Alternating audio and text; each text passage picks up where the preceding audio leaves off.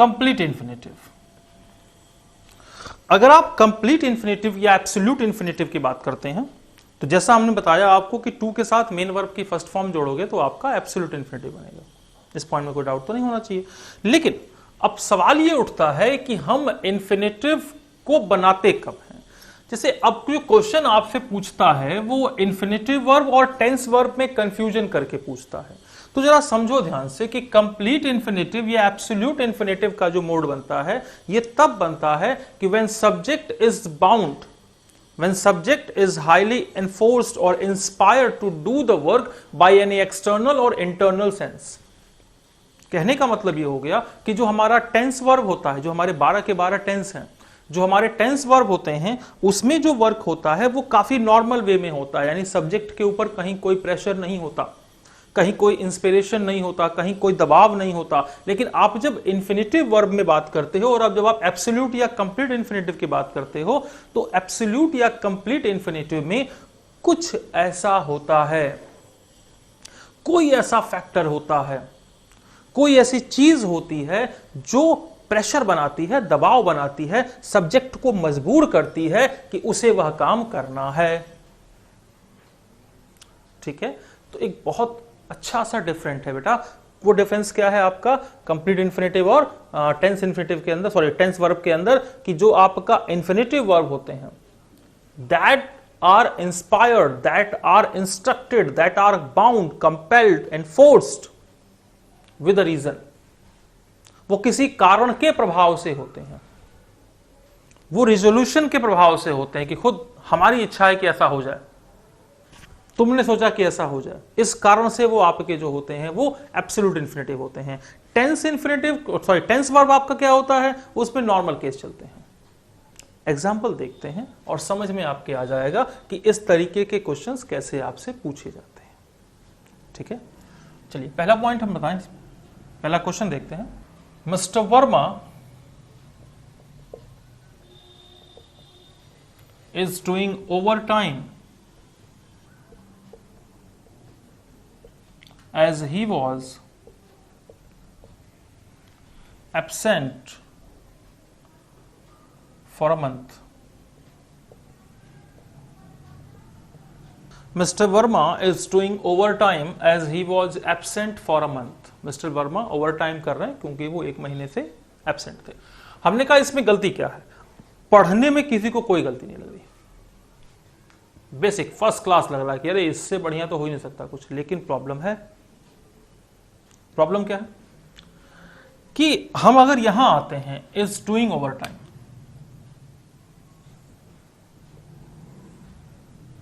तो over time क्यों कर रहे हैं, नॉर्मल फॉर्म से कर रहे हैं क्या, क्यों कर रहे हैं ओवर टाइम, क्योंकि वो 1 महीने से एब्सेंट थे। तो इस सिचुएशन ने मिस्टर वर्मा को फोर्स किया कि वो काम करें, वो काम करें। ऐसी पोजीशन में मिस्टर वर्मा इज डूइंग, ये गलत है। क्या होगा भैया, यहां इंफिनिटिव बनेगा। क्यों इंफिनिटिव बनेगा, क्योंकि सब्जेक्ट के ऊपर वर्क का फोर्स है। ठीक, क्या हुआ, मिस्टर वर्मा इज डूइंग नहीं, mister Verma is to do over time. ठीक है, जैसे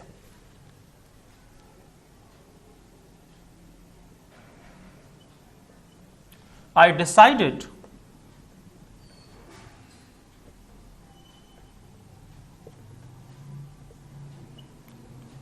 taking care of my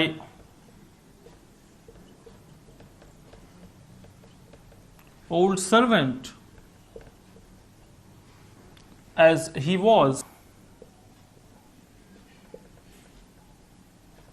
in extreme need। I decided taking care of my old servant as he was in extreme need। तो मैंने अपने सर्वेंट की take care करने की सोची। क्यों सोची, कि वो नीड में था, जरूरत में था। तो ऐसी पोजीशन ये बता रही है कि आप यहां पर जो ये वर्क करने जा रहे हैं उस वर्क के लिए कोई रीजन है, कोई इंस्पिरेशन है, कोई प्रेरणा है, जैसे government will make a water plant to supply drinking water, तो वो एक टारगेट सा अगर चलता है, प्रेशर सा चलता है, उससे क्या होता है कि उससे जो वर्क होता है वो एक रीजन के थ्रू होता है, कारण के थ्रू होता है, और ऐसी अवस्था में वहां पर इन्फिनिटिव वर्क होता है। तो आप यहां देखो कि आई डिसाइडेड टेकिंग केयर नहीं, I decided to take care.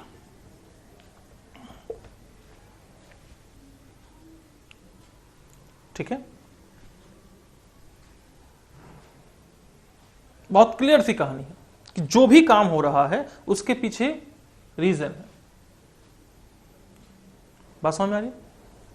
फिर आइए आगे एक और एग्जांपल देख लेते हैं।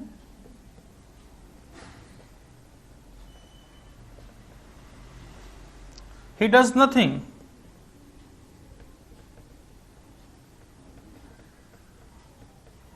but to make fun of others. He does nothing but to make fun of others.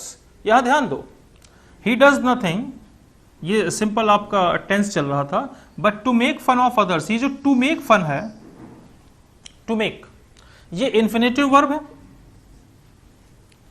अगर ये इन्फिनेटिव वर्ब है तो जाहिर सी बात है कि कारण होगा ना कि वो दूसरों का मजाक क्यों उड़ाता है, ये तो कुछ दिया नहीं।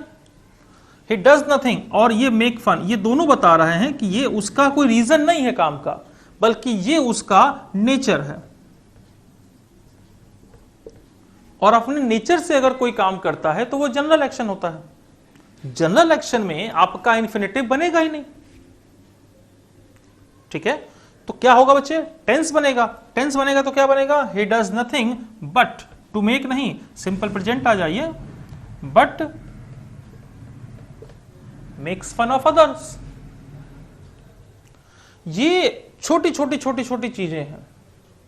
एक बार और हम बता दें आपको कि इन्फिनेटिव में जो एब्सोल्यूट या कंप्लीट इन्फिनेटिव का केस है उसमें टू के साथ मेन वर्ब की फर्स्ट फॉर्म रखते हैं, लेकिन लगाते कब है कि टेंस वर्ब और इन्फिनेटिव वर्ब की प्रॉब्लम यह है कि टेंस वर्ब जनरल एक्शन होता है, सामान्य क्रियाएं होती हैं, सामान्य कार्य होते हैं, सब्जेक्ट पर कहीं कोई प्रेशर नहीं होता। लेकिन कोई रीजन है, कोई कारण है, कोई अवस्था है, कोई फोर्स है, कोई दबाव है जिसके परिणाम स्वरूप सब्जेक्ट को काम करना पड़ता है, तो आप वहां पर इन्फिनेटिव वर्ब बनाते हैं। इन्फिनेटिव वर्ब बनाने के लिए टू के साथ मेन वर्ब की फर्स्ट फॉर्म, लेकिन अगर सामान्य अवस्था में काम हो रहा है, कोई दबाव नहीं, जैसे कि यहां नीचे वाले सेंटेंस में था कि ये उसका नेचर है, तो ऐसी कंडीशन में आप इन्फिनेटिव वर्ब नहीं बनाएंगे, उसको टेंस से बनाएंगे। ये कहानी है आपकी कंप्लीट इन्फिनेटिव। अब बात करते हैं इन्फिनेटिव के बचे हुए और हिस्सों की, बेर इन्फिनेटिव, एडजेक्टिव इन्फिनेटिव और नाउन इन्फिनेटिव। ध्यान समझिए।